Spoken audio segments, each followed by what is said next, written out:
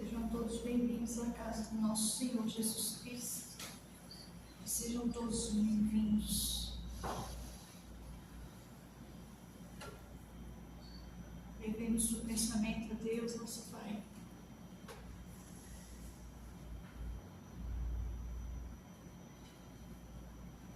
E chamamos por nossa Mãe querida,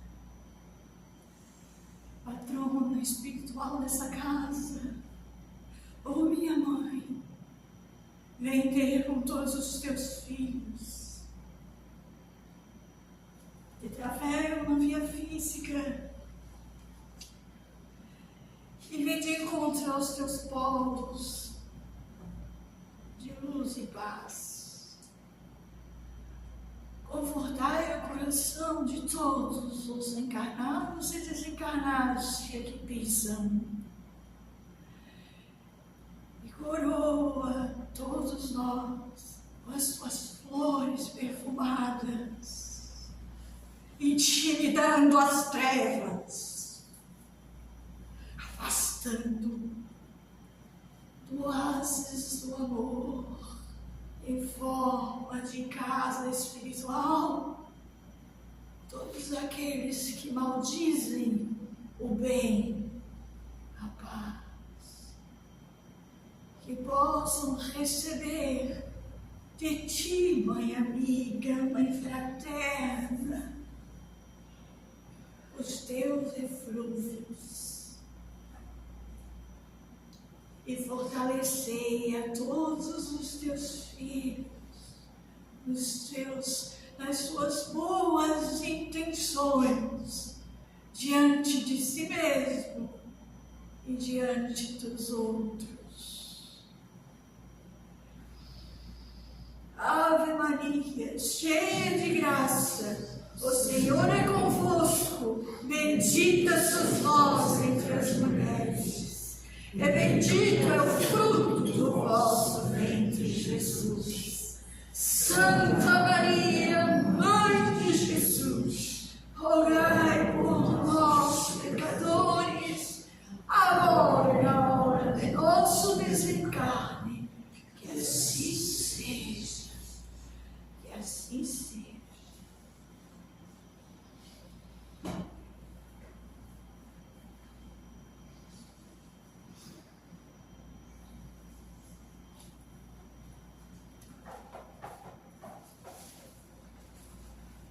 Uma boa noite a todos.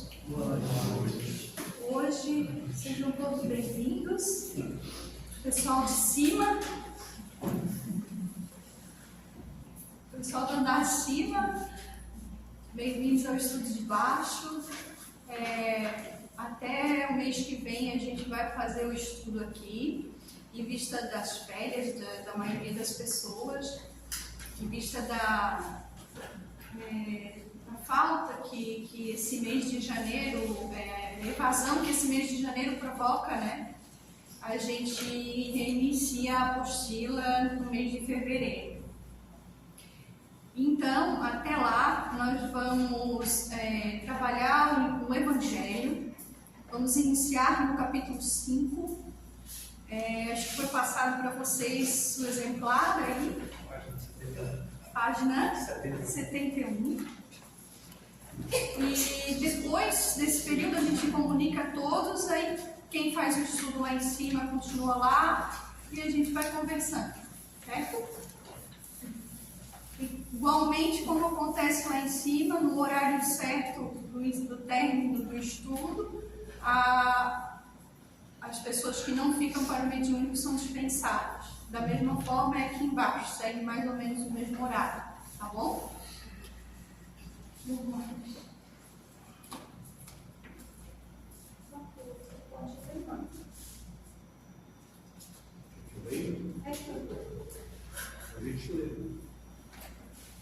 noite a todos também.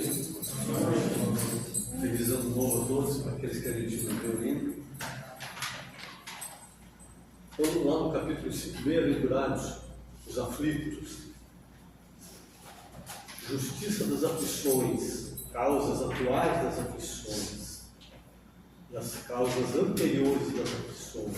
Esses são os 3 primeiros itens deste capítulo e nós vamos começar com justiça das aflições.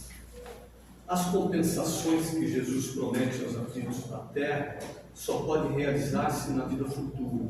Sem a certeza do porvir, essas máximas seriam um contrassenso, ou mais ainda, seria um engodo.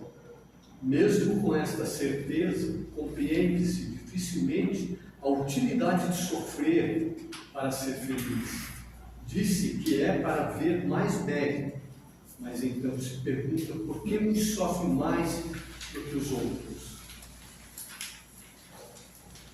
Porque uns nascem na miséria e outros na opulência, sem nada terem feito para justificar esta posição, porque para uns nada dá certo, enquanto para outros tudo parece sorrir. Mas o que ainda menos se compreende é ver os bens e os males, tão desigualmente distribuídos entre o vício e a virtude. Ver homens virtuosos sofrer ao lado de malvados que prosperam. A fé no futuro pode consolar e proporcionar paciência, mas não explica essas anomalias, que parecem desmentir a justiça de Deus. Entretanto, desde que se admite a existência de Deus, não é possível concebê-lo sem suas perfeições infinitas. Ele deve ser todo-poderoso, toda justiça, toda bondade, pois sem isso não seria Deus. E se Deus é soberanamente justo e bom, não pode agir por capricho ou por comparcialidade. As vicissitudes da vida têm, pois, uma causa, e como Deus é justo, esta causa deve ser justa. Eis do que todos devem compenetrar-se. Deus encaminhou os homens na compreensão desta causa pelos ensinos de Jesus. E hoje, considerando-se suficientemente maduros para compreendê-la, revela por completo através do Espiritismo, ou seja, pela voz dos Espíritos.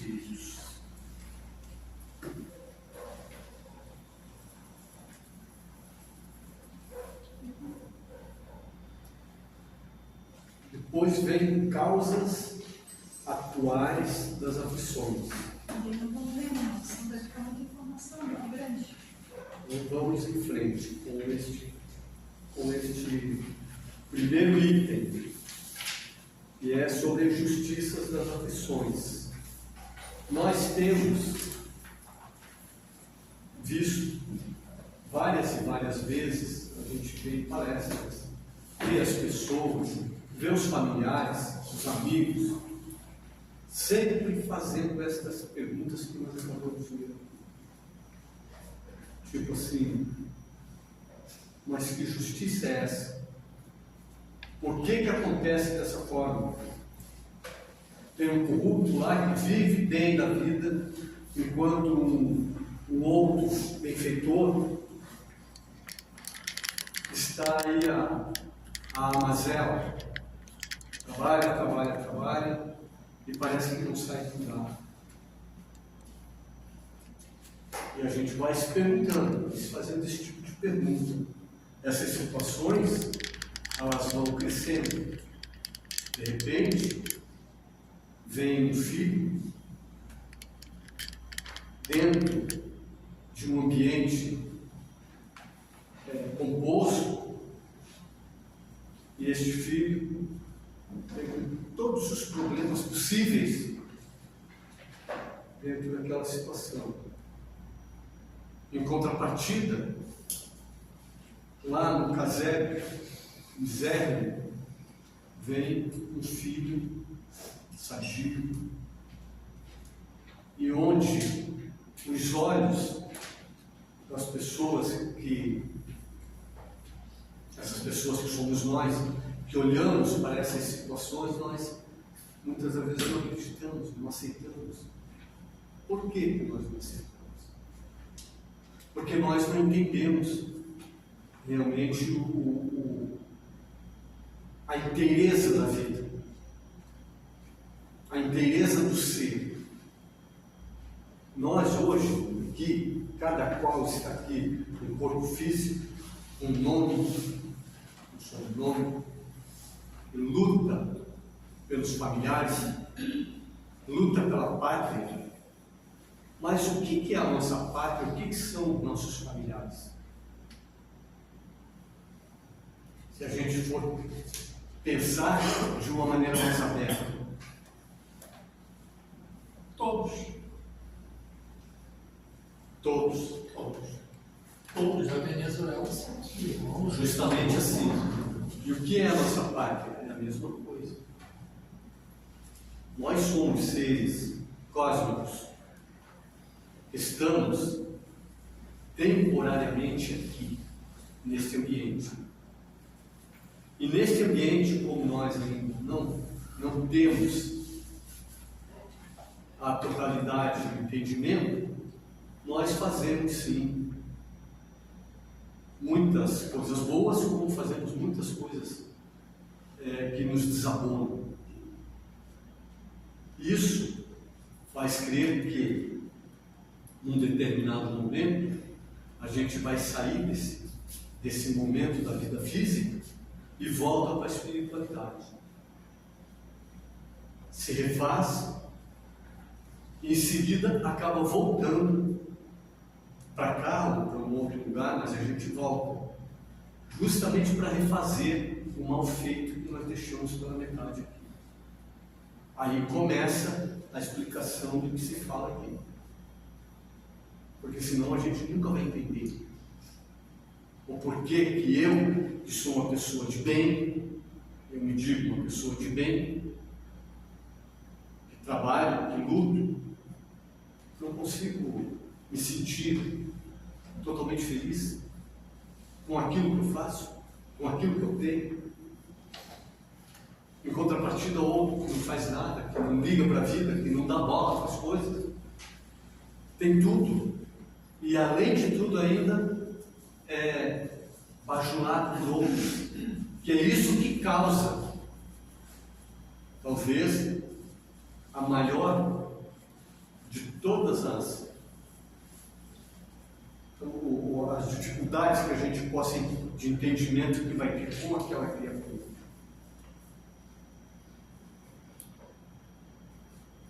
voltando ali novamente, quando ele fala sobre a vida em si, a qual nós estamos inseridos nela aqui, neste corpo físico, nós, muitas das vezes, deixamos passar a vontade, as situações que vêm até nós para que nós, se soubéssemos ou se nós estivéssemos mais ligados a nós mesmos, nós iríamos pegar com toda a garra estas oportunidades que muitas das vezes elas vêm em forma de dor, vêm em forma de dificuldade, vêm em forma de outros alfazeres que nós não entendemos. Em outras situações, nós sofremos injúrias, nós sofremos, somos achincalhados, e sempre o que nós fazemos com essas situações? O importante não é o que acontece conosco, mas o que nós fazemos com essas situações, tanto a situação boa quanto a situação de dificuldade. Nós, se a situação é boa, nós o desperdiçamos. Praticamente sempre acontece assim. E se é uma coisa de dificuldade, nós viramos os pobres coitados. Não paramos muitas das vezes para pensar que, ou simplesmente pensar, por que está acontecendo isso? Mas não de uma forma revoltada. Porque nós costumamos fazer esse tipo de pergunta dentro de uma revolta, a qual não vai servir para nada para nós. Então a gente tem que fazer esse tipo de coisa. De repente vem uma pessoa que você não conhece, te ataca, fala de você, te pega no pé. Lá no teu trabalho você tem uma pessoa que vive te perseguindo. Mas por que isso? Vamos começar a trabalhar isso em nós no dia a dia e abrir esse leque para que a gente possa entender que nós somos espíritos minerais que andamos aí há quantos milênios se arrastando dentro dessas situações às quais nós já fizemos de tudo. Já fomos bons, mas também já fomos muito mal. E isso é as situações que nos trazem até a vida transal. O que eu sou hoje é justamente todo o caminhar de uma vida, não de uma existência. A existência é essa, mas de uma vida separada por diversas existências, aonde eu já fui um nobre, aonde eu já fui um pobre coitado, um viciado, um desajustado. Daí a gente começa a entender a justiça divina. Que a justiça divina, ela não é cobradora. Ela é distribuidora, ela distribui as oportunidades. Tanto é que a maior das oportunidades que a justiça divina nos presenteia é justamente a reencarnação. Porque sem ela, o que nós seríamos? O que nós iríamos fazer, como dizem os materialistas, numa existência tão pequena quanto a que nós vivemos aqui, que seja ela de 100 anos, que é uma coisa para poucos. O que seria esses 100 anos aqui terrenos para uma eternidade em si? Não seria nada. O que nós conseguimos Deus vê por nós. Nós conseguimos fazer de mudança, principalmente moral, nesse pequeno espaço de tempo que nós temos aqui. Então, isso é para que a gente leve, que a gente faça uma reflexão, que leia e releia esse início aqui, que leia e releia ele muitas vezes para poder fazer esse entendimento. Porque a cada vez que eu leio e que eu vou abrindo a minha mente, eu vou conseguindo inserir cada vez mais algo novo que eu tenho, mas que na maioria das vezes, pela pressa a qual nós estamos acostumados a viver, nós não absorvemos aquelas verdades que vêm para nos chamar a atenção. E quando a gente tem isso aqui, que a gente começa a entender, a gente começa a tirar a culpa dos outros. Olha que importante que é. Você já não é mais você que está me fazendo mal. Já não é mais o trabalho que me faz mal. Por que que eu ainda não saí da casca? Daí a gente começa a compreender. Porque Jesus, quando esteve aqui, ele não veio falar para nós encarnados. Tudo que Jesus falava, ele falava justamente para a vida espiritual. E é justamente nesse sentido que nós precisamos começar a entender o Evangelho. Quando a gente começa a buscar esse entendimento desta forma, se aprofundando, não nos outros, mas se aprofundando em nós mesmos, nós começamos a entender o que ele queria dizer no Evangelho. E daí sim a gente começa a ver o valor que a gente tem nas mãos e que na maioria das vezes a gente não entendeu. E isso vai, de pouco em pouco, trazendo para nós este entendimento moral, e esse entendimento moral vai nos tirando do lugar comum. Porque é isso que nós necessitamos. Fica aberta aí a palavra aí para quem quiser. Eu preciso perguntar. Posso? Claro. Então, dentro do contexto da leitura que o senhor fez, está claro que vários episódios de nossas vidas atuais são vidas passadas, erros que cometemos e a gente, por misericórdia, está resgatando. Ok. O senhor também falou da questão do tempo. Tá, 100 anos aqui para a espiritualidade mudar. Ok. Mas para nós humanos é uma vida tanta, tá? Em horas se pode se fazer muita coisa. A pergunta que eu faço é a seguinte, tá? Os que já têm a consciência, tá ok? E o saber o que é certo e o que é errado, tá? Ele, sabendo o que fez errado, ele errou no impulso, ok? No estado, enfim, de nervoso, de insanidade mental total naquele momento, tá? Mas houve arrependimento dele horas depois, por isso que eu faço a relação de tempo, tá? E ele tenta corrigir, ele busca a solução daquele erro que ele fez há 1 hora atrás, ou dias atrás, tá? Pergunto, isso tem validade? Creio que sim, tá? Lógico que a pessoa teria que ter um esclarecimento para entender que errou, que magoou a pessoa, que, enfim, fez uma situação ali de difícil que ele tem que consertar.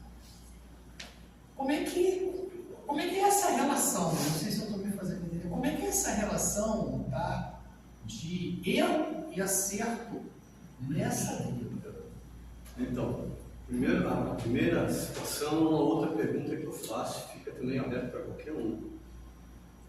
Você falou de que a pessoa, ela logo se arrependeu. Sim. Tá? Ela logo se arrependeu. Antes eu havia falado o quê?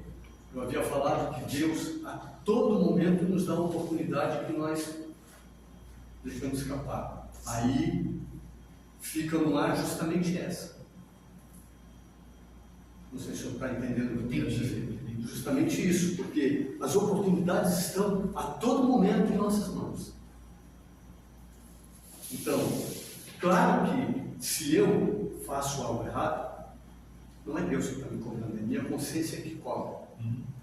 Mas eu tenho ali a mão, no caso, a forma e a oportunidade de fazer a mudança. Basta eu querer. Então, se eu quero, seria como se falou o arrependimento serve para quê? Ele serve para você parar uma situação e reiniciar outra. Muitas das pessoas saem do arrependimento e entram num complexo de culpa. Por quê? Para se segurarem dentro daquilo. Porque ainda não tem na totalidade a coragem de realmente fazer a mudança. Isso não é crítica, não é nada. Isso acontece comigo, acontece com qualquer um.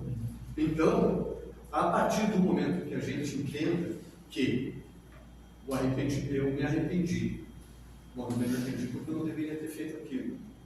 Primeira coisa, quem é que cobra? É a consciência. Não é que eu não saiba de todo, como o senhor falou assim, sobre o esclarecimento. Nós trazemos, dentro da consciência, nós trazemos o que é certo e o que é errado. Por isso que a gente se arrepende, por isso que a gente se toca em determinado momento. Mas enquanto a gente estiver ainda com o coração muito enrijecido ainda, a gente não vai abrir. Uma segunda e última pergunta. Tá? Tem aquele mal que realmente exerce a função ali, tá entendendo? De você machucar uma pessoa, ofender uma pessoa com palavras, mas tem aquele mal que é lançado em pensamento. Só em pensamento. Como é que a espiritualidade analisa essas duas situações? Aquele mal que você fere realmente, vamos colocar assim, com a faca, mas aquele mal só de pensar. Como é que é isso aí? Um é menos, lá no futuro, vai ser menos doloroso do que o outro para quem ofendeu? Como é que é isso? O mal é o mal. O mal é o mal, né? Não importa de como que ele vem. Agora, aquele que pensa e que não materializa o mal, ele já está dando um passo na direção dele, não é da espiritualidade, não é na direção dele, em termos de se melhorar. E aquele que infelizmente materializou, ele vai ter primeiramente um grande conflito que ele vai ter que gastar aquele conflito com ele, talvez por uma vida toda, e talvez ela volte num outro momento.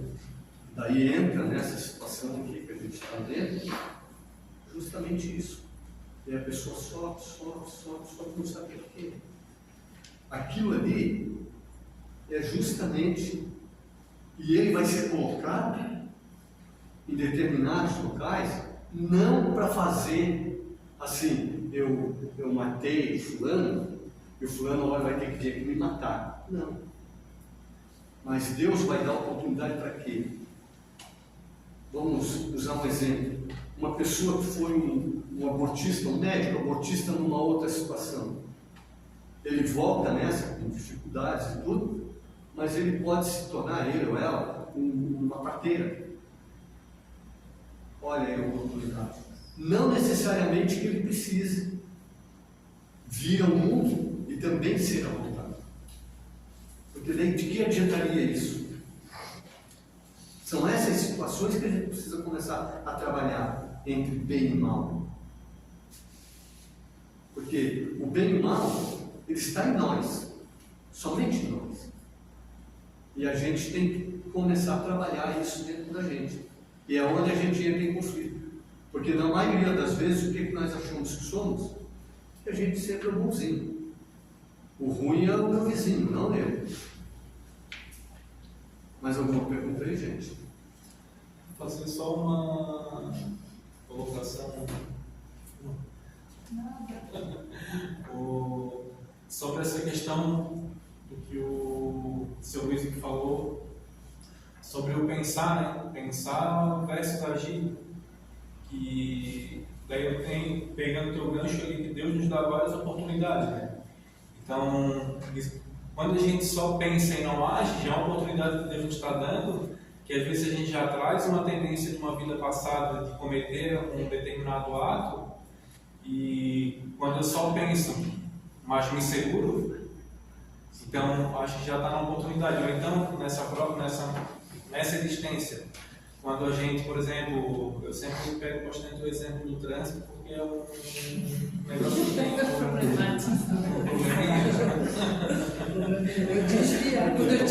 então, antes vamos dizer, o cara me importava, eu pensava e agia, né? E agora eu só penso agora, então já colocou o freio.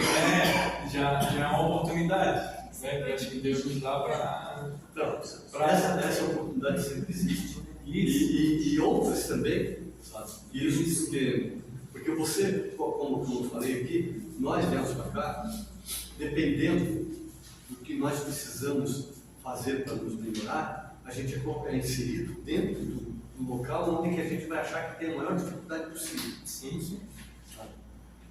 Porque aqui é um local para relação, não é um local para você vir só curtir férias. Então é mais ou menos dentro disso. Daí que você começa a rebolar. E precisa. Sabe? E quando você, na dona 2, chegou nesse assim, agora estou livre, vem um mundo um pouquinho maior, você precisa fazer um esforço para não é? Não é possível. Que a minha vida tem que ser isso. Olha bem o que eu estou falando. Não é possível que eu não tenha um minuto de sossego. Realmente, a gente, em vez de a gente bem dizer que não tem esse um minuto de sossego, a gente não bendiz. Mas se a gente bem dissesse isso, com certeza, a gente depois ia ter. Sim. Porque isso é a questão da compreensão. Compreensão da doença, compreensão da dor. Porque nós precisamos dessas coisas, porque senão a gente não muda. Sim. O próprio Chico, né, pedia que Deus não deixasse de deixar uma doença com ele, alguma coisa assim, para ele não esquecer de Deus, né? Não me livra disso para eu não esquecer de Deus. E assim, Nazareno, e as nossas aflições atuais, elas são causadas pelas nossas escolhas. Sim. Então a gente tem que parar de se vitimizar, achar que a gente é inocente, que nós somos bonzinhos, que tudo foi escolhas nossas. O outro lá não faz nada e está vivendo uma vida boa, ele está colhendo. E nós ainda estamos plantando. Hoje, essa reencarnação é uma das melhores nossas. Que a gente está tendo consciência, mas a gente não está praticando ainda. Porque o orgulho ainda não deixa a gente ir lá e pedir desculpa para aquele lá e dizer eu sou isso, isso, isso. Enquanto que a gente não tem maturidade para entender que eu sou egoísta, que eu sou vítima, que eu sou melindrosa, que eu tenho muita vaidade.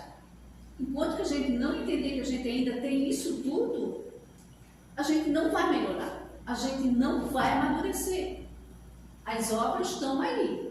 Mas se tu não tiver maturidade suficiente, nós estamos se comportando como crianças ainda mimadas, precisando de bico. Gente, vamos acordar. Isso aqui não vai fazer milagre na nossa vida. É a nossa decisão, é a nossa maturidade. Porque Deus é justo. E tudo que a gente está aqui hoje com essas aflições todas, que estou falando de mim, com essas aflições todas, foi tudo as escolhas minhas. Então eu tenho que ter maturidade e assumir. Entendeu? Deus não vai vir aqui passar a mão na cabeça. Ele vai mandar eu vir aqui quantas vezes for necessário e me botar lá no meio. Ah, mas eu não suporto o Nazareno. Mas eu não tenho que gostar dele. Eu só tenho que respeitar. Entendeu? Mas nós queremos ainda confete, nós queremos aplausos, nós queremos ser amados por todos, mas ninguém quer dar uma mão ali para amar o outro, para recolher o outro. Sendo que todos nós somos doentes. Todos nós, ninguém aqui é melhor do que ninguém. Todos nós estamos adoecidos emocionalmente. Não tem. Então, quando a gente ficar olhando para o outro, ai, meu marido é isso, ai, minha sogra é aquilo, ai, meu pai é isso. Se Deus te colocou lá, tu tens uma tarefa a cumprir. Tu tens alguma coisa. O problema não é nunca o outro, é sempre nós. O que é aquilo ali? O que eu tenho que me melhorar com aquilo ali? O que eu tenho que me melhorar com a doença? O que eu tenho que me melhorar com a depressão? O que eu tenho que melhorar com as minhas dores? Porque às vezes nós estamos pegando dor do outro e estamos adoecendo. A nossa é bem pouquinha, mas nós não se conformamos com as nossas dores, querendo pegar a dor do outro. Porque tem coisa dentro de nós, muito escondida, que nós não conhecemos e que precisamos trabalhar. Então o que eu pego? Eu vou pegar a dor dele, vou resolver a dor dele boazinha. Entendeu? E a nossa está lá. Quanto mais tempo nós demorar para olhar para dentro de nós e entender que nós temos isso tudo e tentar colocar em prática uma coisinha só. Uma. Que é aceitar e saber que a gente tem defeito, que a gente não é perfeito.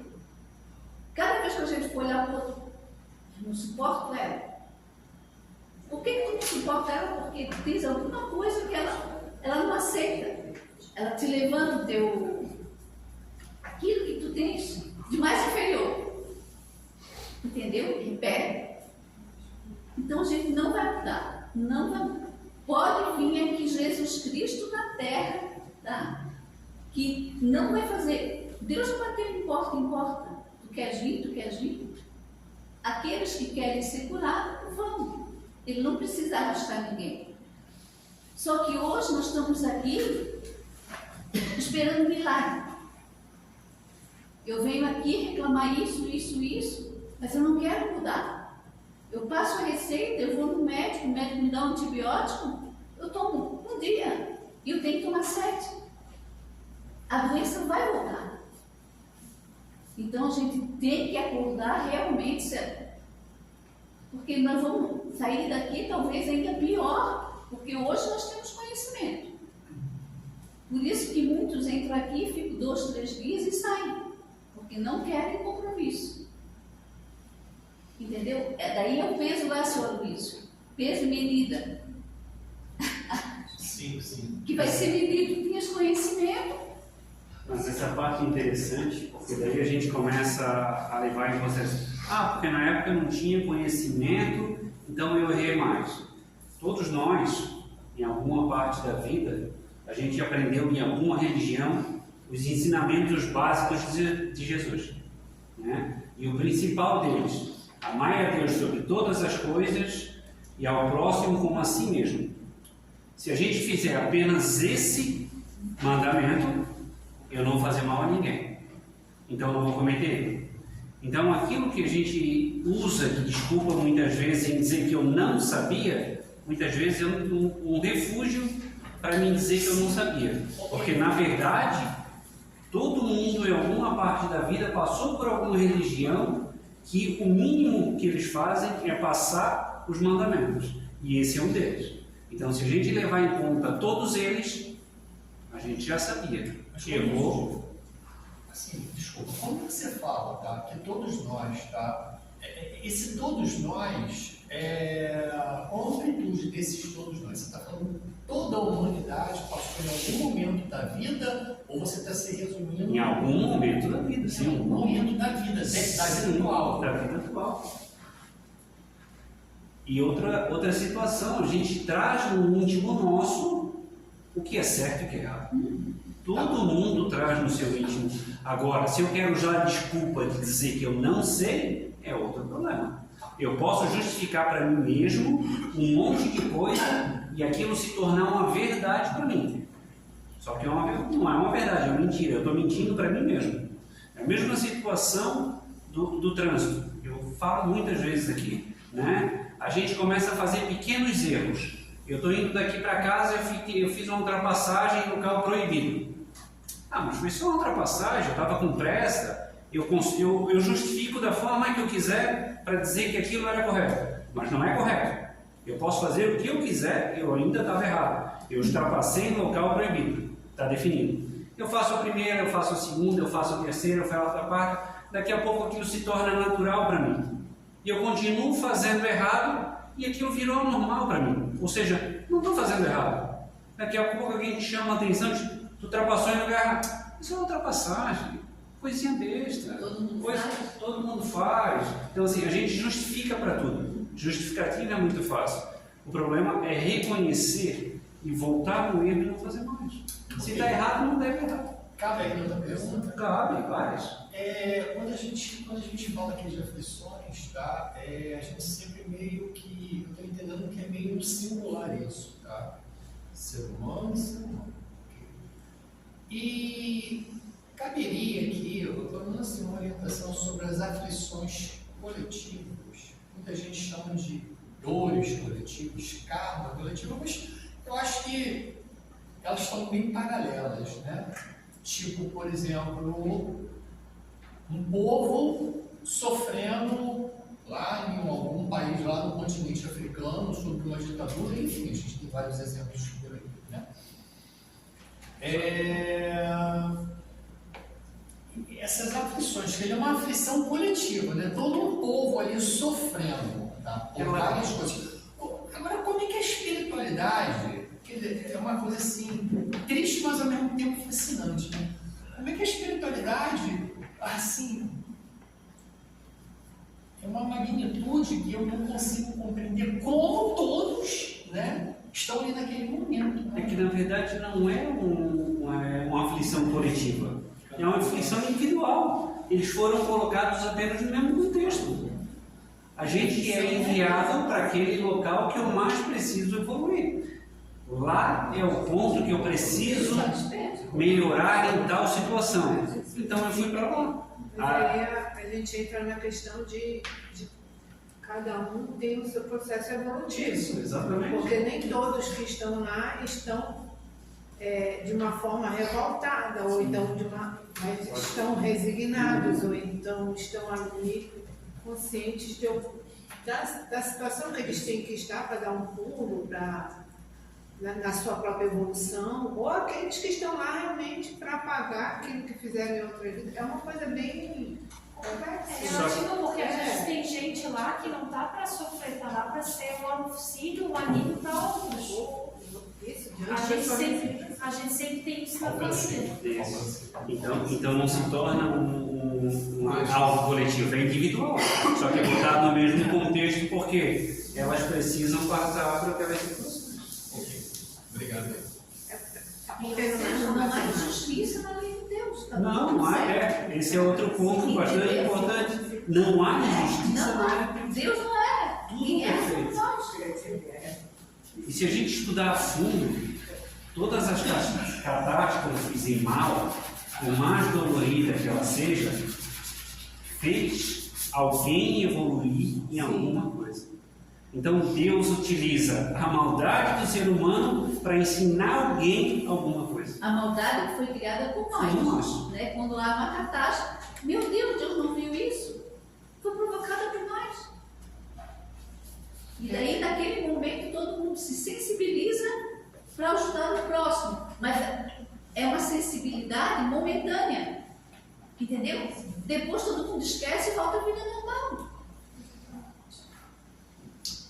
Como está acontecendo agora. Está todo mundo vivendo a sua vida e está tendo guerra e tudo. O senhor falou em como que a espiritualidade junta essas pessoas, não é espiritualidade. É a vibração de cada um. Se junta e vai para aquele local. Tanto faz encarnado como desencarnado. O Vale dos Suicidas é um exemplo clássico disso, né? Que é tanto falado. Geralmente, os suicidas vão realmente como uma coisa só. A vibração me atrai para aquela situação. Não é que ele é levado. Ele atrai. Vai pela vibração dele. E tem uma outra questão também que a gente é bem mimadinho, né? E às vezes a gente acha que está tendo aflição e a aflição não existe. A gente que mesmo que quer se afligir de alguma coisa. Vitimizar.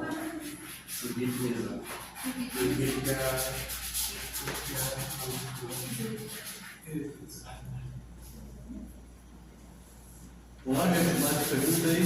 Não, eu tenho uma coisa na segunda visão do arrependimento que a gente estava falando. Isso é uma coisa que eu estava analisando esse dia. Geralmente a gente se arrepende só quando a gente sofre alguma consequência daquele ato. Então a gente se arrepende, na verdade, do que a gente está sofrendo, não pelo que a gente fez pelo outro. E daí sim é arrependimento, né? A gente se arrepende pela consequência que a gente está sofrendo, não pelo. Só que não pelo pelo sofrimento. Tá vendo como a gente está longe? Isso. É como se a gente quisesse barganhar o tempo todo com Deus. Isso. E enquanto que nós não entender que com Deus não tem barganha, nós vamos estar toda a vida com o joelho ralado. Só um pouquinho. Agora eu te pergunto uma coisa, essa perfeição toda é para esta vida? Só que isso, quando tu pensa assim, isso te leva Não, eu sei. a tu te acomodar. Sim. Não, Puxar para fora. deixa. Quantas próximas nós já estamos aqui? Mas ela poderia ser. Sim. Ela Depende, poderia teria ser. A oportunidade é dar. Teria Se tu vai alcançar ela ou não, Isso serve. qualquer um pode chegar a essa perfeição. Ô, Silvia, só mais uma perguntinha aqui que eu estava pensando em falar em arrependimento, né? Quando tu tem esse arrependimento, teu livre-arbítrio, fizesse uma Livre-arbítrio é ilusão, tá? mas tu fizesse essa escolha, tu tinha dois caminhos, né? Olha aquele caminho. Foi aquele, e não era. Hoje eu vejo que não era. Como que tu consegue lidar com tudo isso que vamos dizer, que perturba o tempo todo, né? Se tu tivesse terido por ali, Se eu já foi, não tem como voltar atrás. não tem. Entendeu? Pega aquilo, não deixa ficar lá, meu Deus, por que eu Não, mas fica. bem? Não precisa, aí tu estás te chicoteando. Aquilo vai servir de experiência para mim procurar o caminho melhor. Eu sei que eu não posso mais ganhar. Eu não posso mais ir para um caminho cheio de flores. Que é uma ilusão, e é o que a gente procura o tempo inteiro. É amadurecimento, não tem outro nome.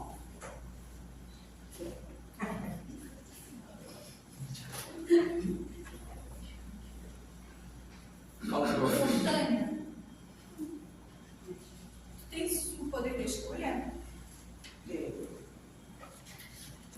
pode então sair daqui agora e resolver dizer, a partir de hoje eu vou tocar o pé no balde.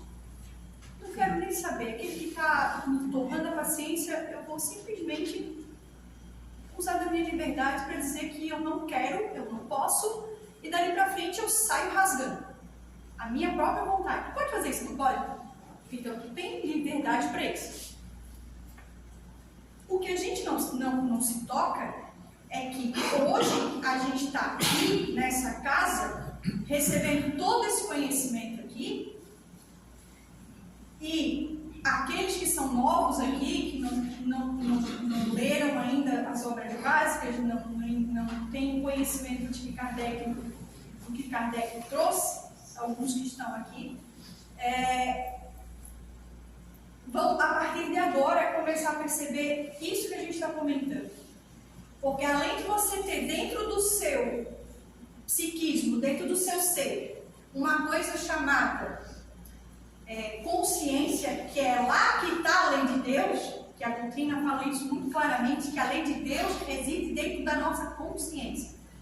Além disso, eu vou ter os ensinamentos que estão disponíveis em todos os lugares possíveis, sem desculpas para isso.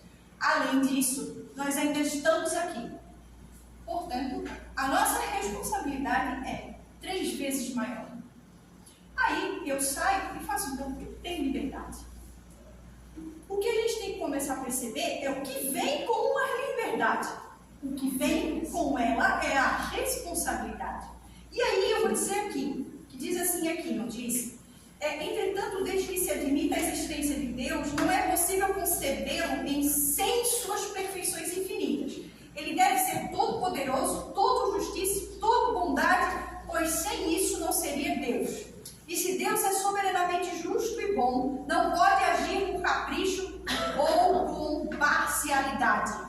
As vicissitudes da vida têm, pois, uma causa, e como Deus é justo, essa causa deve ser justa. Ou seja, para falar de justiça na terra, a justiça da terra é uma coisa, a justiça divina é outra. A justiça da terra caminha de acordo com a evolução dos seus seres. Nós não podemos esquecer uma coisa bem clara. O nosso mundo aqui é provas e expiações. Kardec vem dizer, especificar, assim, só para a gente ter mais ou menos uma base de onde a gente vive, de onde nós estamos presos.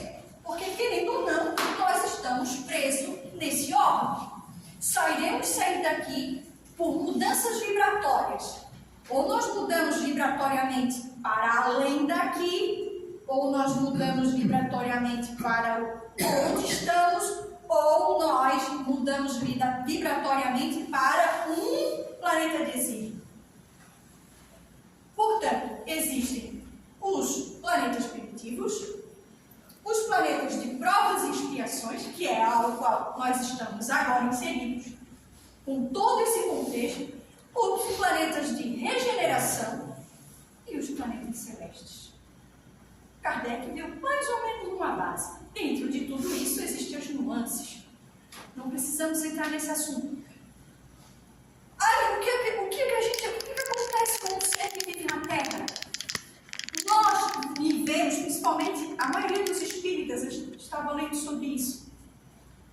A gente vive, habita num planeta de provas e expiações com expectativas de planeta celeste.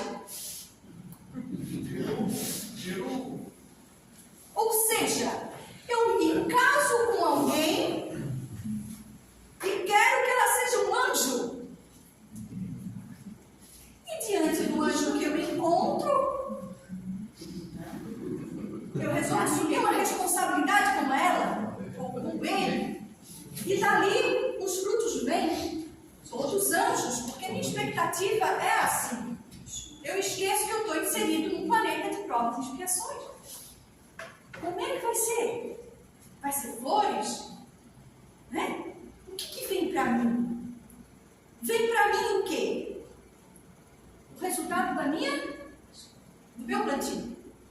O resultado daquilo que eu escolhi.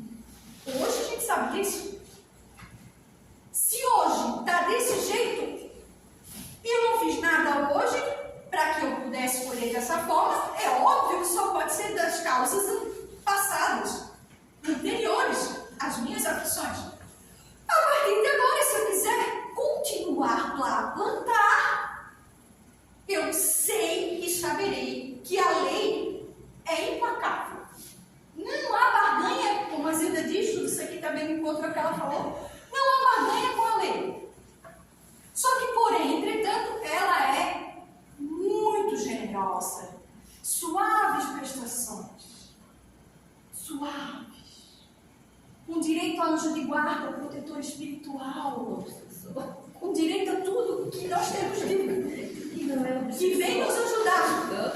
Ou seja, lá aqui na doutrina espírita, céu e inferno, causas, está lá, Código Penal da Vida Futura. Porque existe o Código Penal dos homens, que evoluiu. Mas existe o Código Penal da Vida Futura, que é o Código Divino. Esse é justiça, amor e caridade. Esses três elementos nunca saem, porque Deus age, nunca se desagrega. É como se fosse, como diz Haroldo Dutra, você vai lá, faz uma receita de bolo, e na receita de bolo você tem que botar a cenoura Trigo, o açúcar, o ovo, o que mais? O óleo. fermento. E aí você bate no liquidificador. Porque você quer um bolo. Vai lá e tira a cenoura agora. Dá? Não dá. Essa é a lei. Não tem como tirar. Essa é a lei. E a lei se aplica dessa forma. E aí a doutrina vem dizer assim, ó. Ela usa 3 componentes. Essa lei, ela usa 3 componentes para se fazer cumprir. Quais são os 3? Arrependimento, reparação e expiação. Esses são os 3. Os 3 pontos. Aí eu tenho aqui um caminho lindo, maravilhoso. Entende? Só que o arrependimento, ele, na verdade, ele precisa de um elemento, de uma consciência. A gente estava falando aqui sobre arrependimento, mas ele precisa de algo mais. Ele precisa ser lembrado como a volta do filho pródigo à casa do pai. Por quê? Se eu realmente me arrependo, daqui para frente eu tomo uma decisão. Por quê? Eu já entendi que aquele ponto não me leva ao caminho feliz. Eu estou trilhando aqui, de repente eu vou para cá, faço uma volta. E eu preciso retomar esse caminho. O arrependimento, de onde eu estiver, seja lá na lama do umbral, seja nas faixas mais inferiores da terra, onde há os espíritos que vivem no mal, se eu estiver aqui como centelha divina e me utilizar do arrependimento no sentido de voltar ao caminho, no sentido de querer estar de volta, eu sou recolhido e trazido de volta. O problema é que essas flores não vão ter o mesmo perfume, não vão ter as mesmas cores, não vão ter o mesmo brilho por conta do nosso olhar dolorido. Porque o olhar que você traz num processo reencarnatório, diga-se de passagem, só existe uma forma de retomar e de juntar tudo isso, que é a reencarnação. E aí, nesse contexto reencarnatório novo, o que acontece comigo? Eu trago na minha consciência os respingos do passado. Querendo ou não, mesmo eu estando num caminho novo, para retomar esse caminho aqui, eu trago no meu íntimo sentimentos, emoções que doem, sentimentos e emoções que eu não consigo explicar, de acordo muitas das vezes com situações de remorso, situações de autopiedade, de pesar profundos. Isso dói. E às vezes esse colorido não fica tão bonito. E é aonde muitas das vezes a gente não consegue ver o lado luminoso do caminho. É difícil. Por isso, se colocar no lugar do outro, quando em dor, para saber que muitas das vezes ele estava tão profundamente lá embaixo, que quando ele retoma esse caminho aqui, para ele é muito difícil ver o brilho do sol. Entende? E todos nós aqui estamos inseridos nisso. Por isso nosso contexto aqui. Por isso a nossa vinda a estes lugares. Para que a gente possa se fortalecer e levar esse caminho mais para frente. Porque aqui ainda a gente não vê esse sol, mas na próxima esse sol vai estar um pouco mais claro. Essas flores vão estar um pouco mais lívidas. O perfume vai estar um pouco mais acentuado. E assim, de caminho em caminho, a gente vai clareando as nossas escolhas, que tem que mudar o mais rápido possível, por conta da vibração do planeta, que bate as portas, por conta de nós mesmos, por conta dos nossos contextos. Então, mais ou menos eu já passei do horário. A gente continua semana